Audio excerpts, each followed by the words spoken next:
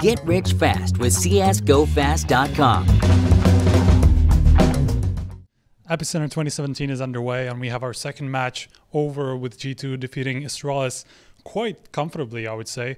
But first of all, I definitely want to go back to ELEAGUE Premier because it felt like you guys had so many expectations going into it. You had such a big boot camp before it. So tell me about why it went wrong, maybe what you guys focused on since then. Basically, when we came back from Malmo, I was expecting... I wanted to add some new stuff in our game because I felt like if we play like this like the entire year, we're going to have some problems later. So I wanted to figure out before so everything is clear. But by doing that, I kinda lost the team because we didn't really play the same style as we did in Malmo, and in Malmo we won. Yeah. So players were not we just were not on the same way, we didn't understand each other, and that's why when we just arrived at ELEAGUE it was just completely like interrogation point about our head, like we didn't know ourselves how we were playing. So a lot of confusing stuff, a lot from my side.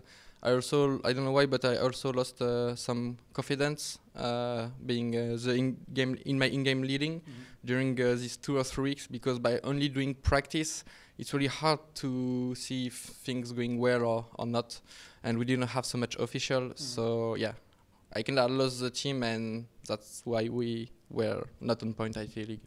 Do you feel like you've then come back kind of to what you were used to at Malmo, as you said?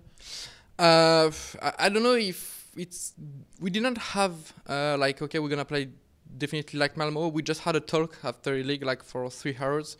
I also had I really because I had less confidence, I really needed some help from my teammates, because I was like, I don't know, some dumb shit like they're not trusting me, I'm not even trusting me myself. And when your captain is like this, like the team can't be good. So they really helped me in that way to give back my in-game leading confidence. And after we just talk about the game and make sure how we're gonna play as T, how we're gonna play as City, and how things are going. And since we were all okay with how we're gonna play, then directly things were way much better. So, usually in teams you have like a caller, and then you have a secondary in-game leader, maybe who helps the most in the mid-round calls and things like that. Do you have anybody like that in your team? Is it maybe NBK or anybody else? No, we don't. The only thing we have, it was after Malmo, because I was definitely not confident, and I feel like I can have some good ideas, and I can I can take a team for the T side, but going up to the City side, I definitely don't have the best point of view, I guess. So after Malmo, we decided to put NBK leading the City side. So it's been it was not even Malmo. It was 1 week before ELEAGUE. And so the thing is like. We want to do it first short term, because I need to stay as a captain, and if you start to switch too much things, then you lose your leadership. So for the moment it's working. We'll see after. So what did you say?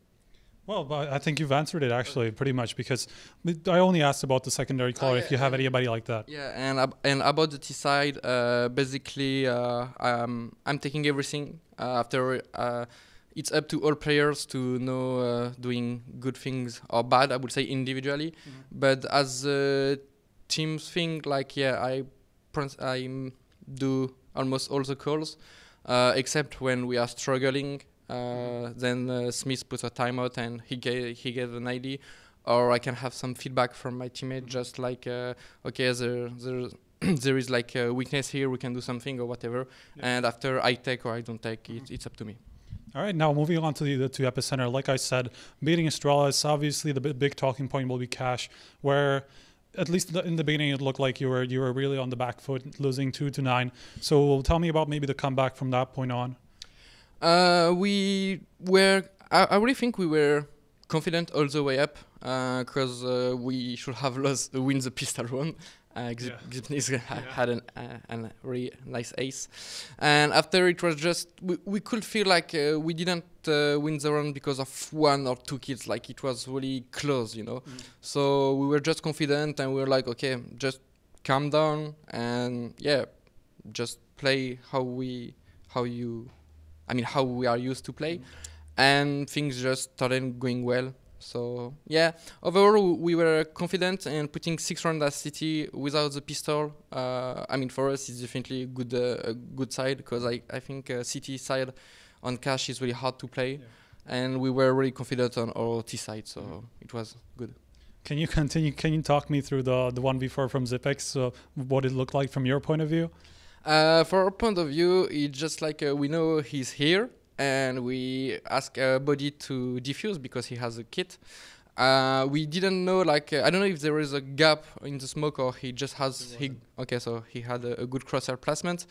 And basically I think it's my bad, because I should have I was expecting him to, because of its smoke, I was expecting him to pick from the other side of the checker, and he didn't, and he just then killed NBK and Body in the smoke. I should have just, because it was planned, he could not have killed Body if he was going from my side. So it was not necessary to do what I did. I just have to, I guess, just do the bodyguard instead of Body. So I take the hit and not him, and we will have won it. All right, now moving on to Inferno. Really, 16-4. There's not that much to speak of, other than why do you think it was so one-sided? You seem so comfortable on your CT side. I think it's like we know, like since the beginning of Inferno, I guess, with this team almost, like we never had a really good CT side. We were really strong on T side, but had some problems on CT. So these last 2 weeks when we played Inferno, we were really focusing a lot about the CT side. We talked a lot about it, and we just tried it. So we feel more confident on it now. It seemed like you guys kind of went away from the double up that you used to have with you on one side and Kenny on the other. Is that something that you've talked about? It's been a long time. I didn't take the op. I think it was after the summer break. We had a discussion, and I felt, everyone wanted me to go back to full rifle because they are expecting a lot for me from the rifle next step of the AVP. So I accepted it, and I was like, okay, no problem. So first, it can give Kenny more space if he wants to. That's the first thing, and I think it also can help sometimes NBK having it on the B side, or when he feel it. The team prefers to have NBK than me as a secondary herb. So I accept it, no problem, and I just have like some specific tricks where I'm allowed to take the AVP, but now it's like this.